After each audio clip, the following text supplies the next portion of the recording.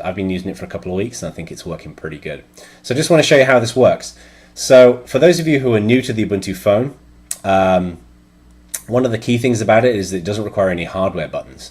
So you can see on the bottom part of the screen, we don't need any hardware buttons. We use each of the edges to control how the phone works.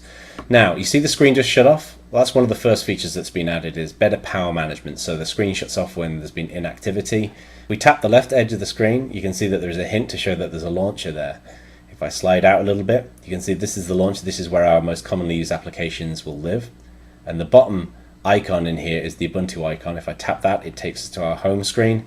And this is the dash. So we've got our home, which is an overview of apps, people, and content.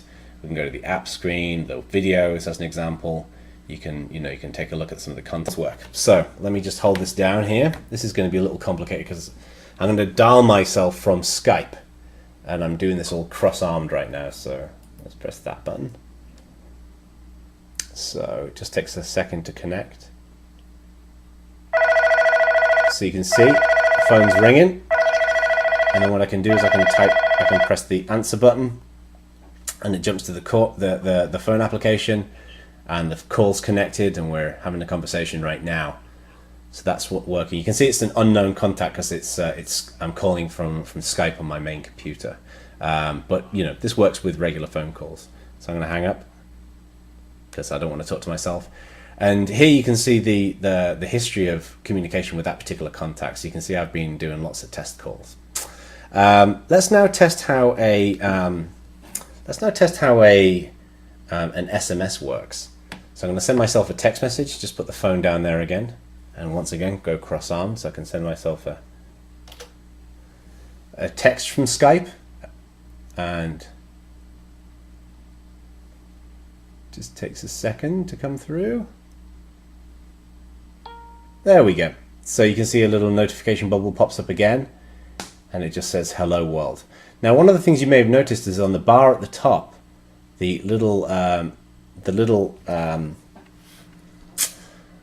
messaging menu icon has gone blue. So the top part of the screen is where we can access our our date and time and wireless networks and things like that. But we also have this messaging menu, so you can very quickly see which messages you may have received or which missed calls you've had. So here we can see my message, hello world, from Skype, or a text message sent via Skype. If I tap it, I can then reply directly here if I want to. And so if you receive a message from Facebook or from Twitter or whatever else, that's all integrated in here as well. I'm not going to reply because that will be silly. So it clears the messaging view. So let me show you some of the other applications and how they work. So let's take a look at, for example, our weather app. So if let me go to the apps lens to show you.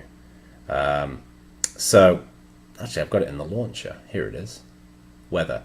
So we've had this project where our community has been writing a bunch of the core applications that we need for the phone: calculator, weather, calendar, things like that. And this shows you the weather app. This is pulling live data. I live in Walnut Creek in California, and you can see here's the forecast for the week, looking pretty good to me. But the bottom edge of the screen is where you can access functionality within the app. So here you can see I can refresh it, or I can add a new location.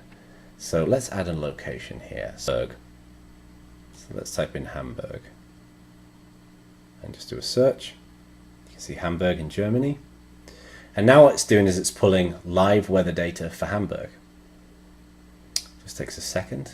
Obviously this is all working over my wireless network, which is connected to. Oh, Hamburg looks good. Oh, not so much at the end of the week. And then at the top, we can see the other locations that we've got defined. So we've got Walnut Creek. We've got, oh, bear with me. I accidentally flipped to the wrong application. So we've got Wolverhampton, where I used to live in England. Boston. Got Paris. So it's a really neat way of keeping on top of all the weather requirements that you might have. Now, one of the things you may know is that sometimes the phone slows down a little bit. That's because there really hasn't been any performance management that's been done on it yet. The team's been working on just getting the core functionality working. So sometimes it does slow down, but those are just bugs, and those bugs will be fixed. This is running on a Galaxy Nexus phone, and it works really pretty efficiently. But let me load up another app, and then I'll show you how. Let me show you how closing apps work. So this is the gallery. So here's a picture of my son in the gallery. I can again access the functionality within the gallery. So I can edit this. I can select. Come on, camera, you can do it. Crop. Let's crop his face. Obviously, all of these applications are written using our SDK. Now, if I want to multitask between the apps that I've got open, I can slide out from the right. That's what the right edge of the screen is for. So I can slide out from the right. And there's my phone app.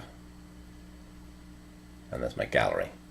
Now let me go back to the home. If I go to the apps view, you can see that I've got currently 3 running apps. So I'm going to hold, if I hold down one of the apps here, you can see these X's appear, and I can use this to close each of the apps that I don't want to open. Let me show you another neat application that we've got. This is Animal Farm. This was written by Robert Ansel, who just wanted to play around with our SDK and to write a little app for his baby. I love it. Brilliant. My son loves that. Let's take a look at the browser. There's been a lot of work that's gone into the browser.